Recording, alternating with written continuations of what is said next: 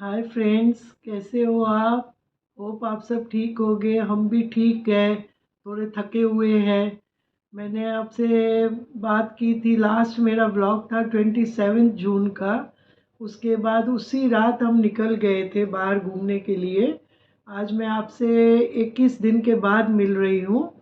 और कहाँ गए, कहाँ जा रहे हैं तब मैंने बताया नहीं था, पर मैं अभी बता रही हूँ आपको कि हम यूरोप घूमने गए थे। तो 17 दिन का ट्रिप था हमारा। 18th डे पे हम वापस आए। 2-3 दिन तो थकावट में गुजरे। और आज मेरे हस्बैंड का, मिस्टर शशिधरन का जन्मदिन है। तो वो अभी हम तैयार होके बैठे हैं, बच्चे आ रहे हैं। तो थोड़ा सेलिब्रेशन घर में ही करेंगे, क्योंकि मुंबई में बहुत बारिश हो रही है। तो बारिश में बाहर निकलना बहुत मुश्किल है। तो वैसे ही सोचा कि घर में थोड़ा सेलिब्रेशन करेंगे, तो उनके आने से पहले ही मैंने सोचा कि मैं शुरुआत कर देती हूँ। क्योंकि अभी मैं आपको है ना, जहाँ जहाँ हम गए तो वहाँ का मैं रोज़ का एक छोटा सा व्लॉग आपको दिखाऊंगी। और जर्नी तो स्टार्ट हुई हमारी 27 जून से। हम रात को निकले 2 बजे। मॉर्निंग का फ़्लाइट था 6:35 का, जो जाने के टाइम ही काफ़ी लेट हो गया। और फिर भी ठीक था, बहुत एक्साइटमेंट थी। इतनी दूर पहली बार हम जा रहे थे इंटरनेशनल ट्रिप में, तो एक अलग ही खुशी थी। और नहीं, पहली तो हम दुबई गए, पर इतना दूर हम पहली बार नहीं। मतलब यूरोप काफ़ी दूर है। तो वो तो बस हिम्मत थी कि मेरे बेटी दामाद थे, दामाद के मम्मी पापा थे, और मैं और मेरे हस्बैंड 6 लोग थे। तो और मेरे बेटे ने बहुत इनकरेज किया कि जब तक आप निकलोगे नहीं तो वो डर निकलेगा कैसे। मतलब इतना दूर जाने का थोड़ा मुझे वो हो रहा था।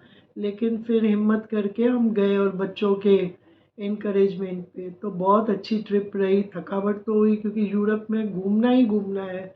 हम काफ़ी जगहों पे गए, स्विट्ज़रलैंड गए, फ्रांस गए, इटली गए, वेनिस, मिलानो। मैं आपको आने वाले दिनों में एक एक जो मैं जितना कर पाई, एडिटिंग करने का तो टाइम था ही नहीं, हम इतने थक के आते थे। तो अभी मेरा कोशिश रहेगी कि डेली एक एक व्लॉग आपको दिखाऊं।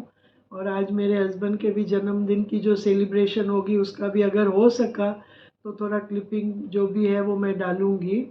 और बाकी तो ट्रिप बहुत अच्छी रही। पहला दिन थोड़ा हमारा तकलीफ वाला हुआ, क्योंकि जब हम वहाँ पे पहुँचे, इस्तांबुल पहुँचे, उसके बाद कनेक्टिंग फ़्लाइट थी हमारी। फ़्लाइट लेट काफ़ी गई। हाँ, बाद में बताइए, अभी ये लोग एक बार देख लें। हाँ, देख लेंगे, बट मैं थोड़ा समरी बता रही हूँ कि आगे क्या हुआ। दौड़ दौड़ के हम गए, लेकिन हमारा जो सामान था, लगेज जो हम लेके गए थे, वो शायद नहीं वो फ्लाइट में आ पाया। तो हम लोग जब ज्यूरिख पहुँचे और वहाँ गए, और जब अपना लगेज कलेक्ट करने के लिए गए, तो पता लगा कि लगेज आया ही नहीं है। और वो 4 घंटे के बाद आएगा। मतलब वहाँ का 2 बजे, वहाँ के 2 बजे थे। इंडिया 3.5 घंटे पहले है।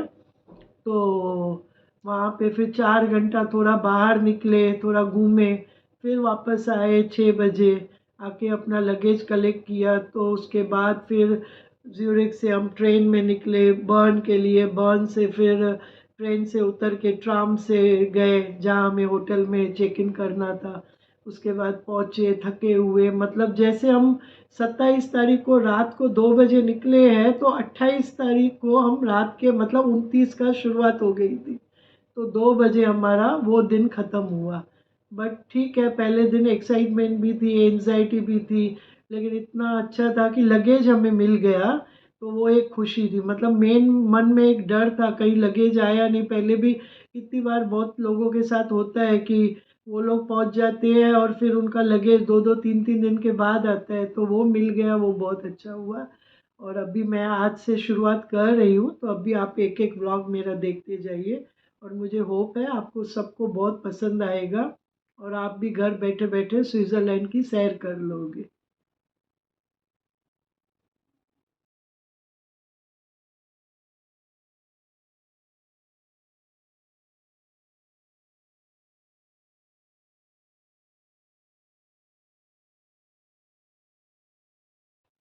भगवान से परमिशन लेते हुए हमने, हंसते हुए, बोलते हैं ना, हंसते हुए घर से बाहर निकलो, तो हंस के एक फ़ोटो निकाला सेल्फी निकाली। बैग्स हमारी तैयार है। ओला के फ़ोन का इंतज़ार कर रहे हैं। ओला अभी आएगी तो हम नीचे उतरेंगे। और ओला आ गई, हम सब बैठ गए हैं। बेटी मेरी साथ में ही हमारे है। अगले एक कार गई है जिसमें उनके हस्बैंड गए हैं। और फिर हम ट्रैफिक नहीं थी तो 15-20 मिनट में ही हम इंटरनेशनल एयरपोर्ट पे पहुंच गए। और वहाँ पे भी मतलब बारिश तो थी बट आसानी से फिर सामान लेके हम लाइन में खड़े हो गए एंट्री। मेरे हस्बैंड कुछ इशारा कर रहे हैं, मैं मुस्कुरा रही हूँ। अभी अंदर एंटर होने के लिए भी लाइन है। और फिर उसके बाद हम चेक इन के लिए गए, वहाँ भी काफ़ी लंबी लाइन थी। आपस में बातें कर रहे थे, बहुत एक्साइटमेंट थी ट्रिप की। और उसके बाद में फिर एक फ़ोटो सेल्फी क्लिक किया। और उसके बाद मैं और मेरे पति फिर ड्यूटी फ्री शॉप में आ गए। एक्चुअली मॉर्निंग में हम कुछ ड्राई फ्रूट्स खाते हैं, वो जल्दी जल्दी मतलब पैक, मुझे लगा लास्ट मोमेंट पे मैं डाल दूँगी तो मैंने डाले नहीं, तो वही हम ढूंढ रहे हैं कहाँ से लेने हैं। तो वही एक एक चीज़ चेक कर रहे हैं। और यहाँ पे इतनी ऑफ़र्स रहती है कि बहुत अट्रैक्शन रहता है। पर मेरी बेटी ने फटाफट ढूंढ के निकाल के दिया।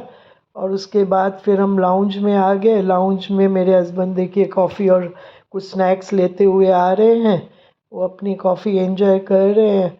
और उसके बाद तो फिर हम निकले। बग्गी हमें लकीली मिल गई क्योंकि इंटरनेशनल एयरपोर्ट बहुत बड़ा है। तो बग्गी में हम जा रहे हैं, साथ साथ में आसपास में जितने सुंदर सुंदर अच्छे अच्छे शॉप्स है उसको भी देखते हुए जा रहे हैं। और बस एंजॉय कर रहे हैं, एक्साइटमेंट है। अब ये बग्गी में से ही एक क्लिप ले लिए, फ़ोटो ले लिया है। एक फ़्लाइट में कैसे सामान लगेज वो बढ़ते जा रहे हैं, तो वो देखते हुए फिर हम फ़्लाइट में पहुंच गए। यहाँ पे आके बैठे हम दोनों, और हम सब भी बैठे, हमने अपना फ़ोटो क्लिक किया। एक्चुअली क्या था ना, इस्तांबुल तक काफ़ी लंबी फ़्लाइट, मतलब लंबा वो सफ़र था।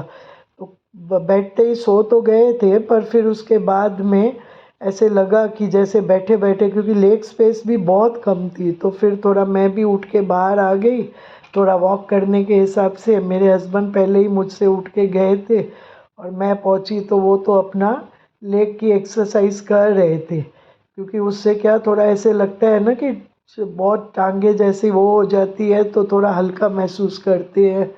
तो उनकी तो एक्सरसाइज चालू थी। फिर आके हम सो गए। बाद में अनाउंसमेंट हुई इस्तांबुल में लैंडिंग हो रही है, फिर कुछ क्लिप्स हमने ले ली। और ये देखिए इस्तांबुल का लैंडिंग का टाइम आ गया और अब हमारा फ्लाइट रनवे पे दौड़ रहा है। और हम बस वहाँ से फिर लैंडिंग होने के बाद जो हमारा सफ़र दौड़ते दौड़ते शुरू हुआ, क्योंकि टाइम बहुत कम था। और उसके बाद फिर हमने पकड़ ली अपनी, मेरी बेटी आके बैठी है हमारे साथ में। और उसके बाद फिर से हम सो गए। फिर अनाउंसमेंट हुई है जब ज्यूरिख पे लैंडिंग हो रही थी। तो ये कुछ लैंडिंग के फ़ोटोज़ क्लिप्स हमने ले लिए हैं। देखिए कितना सुंदर है, ज्यूरिख का एयरपोर्ट बहुत ही सुंदर है। पर एक बात हुई, हमारा लगेज आया नहीं उस फ्लाइट में, तो फिर हम थोड़ा बाहर आ गए टाइम पास करने के लिए। देखिए मेरी बेटी कैसी रिलैक्स होके बैठी है।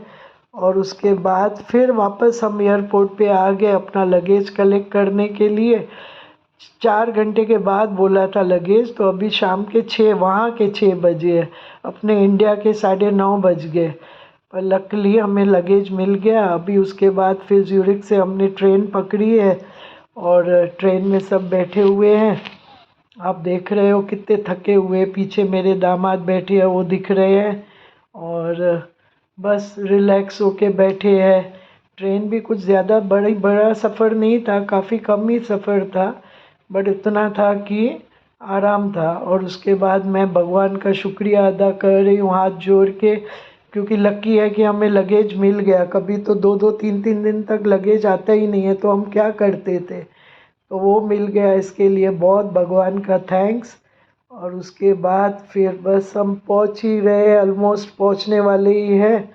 और पहुंचने के बाद फिर हमने वहाँ से ज्यूरिख से बर्न के लिए एक ट्राम में बैठे हैं। ट्राम के लिए अपने स्टॉप पे उतरने का इंतज़ार है। और वहाँ पे कैसे बटन दबाने से रुकती है, लेकिन बटन मेरे बेटी ने दबाया तो ट्राम उस स्टॉप पे रुकी नहीं। इसके लिए फिर हमें अगले स्टॉप पे उतरना पड़ रहा है, तो वो काफ़ी लंबा हो जाएगा होटल से, लेकिन कुछ अल्टरनेटिव नहीं था। अब देखिए मेरे हस्बैंड लगेज लेके जा रहे हैं, उसके आगे मेरी बेटी दिख रही होगी, 2 बैग्स लेके जा रही है, मेरी भी बैग उठाई है उसने, ड्रैग करते जा रही है। और मैं अपना चलते चलते यही वो कर रही हूँ कि ठीक है, जो भी हुआ अच्छा ही हुआ, आराम से पहुँच गए। आराम तो नहीं था खैर, फिर रूम में आ गए अपने होटल के। यहाँ यूरोप के रूम्स बहुत ही छोटे होते हैं, लेकिन बहुत साफ़ सुथरे रहते हैं। तो बस 24 घंटे के बाद हमारा डे ख़त्म हुआ।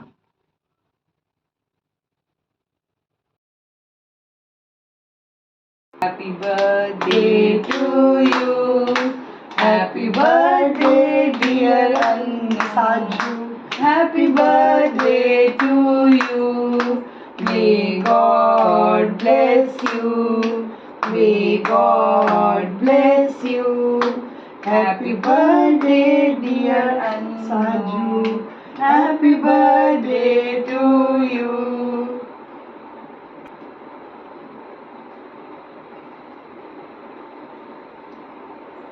बोलो बड़ा बड़ा।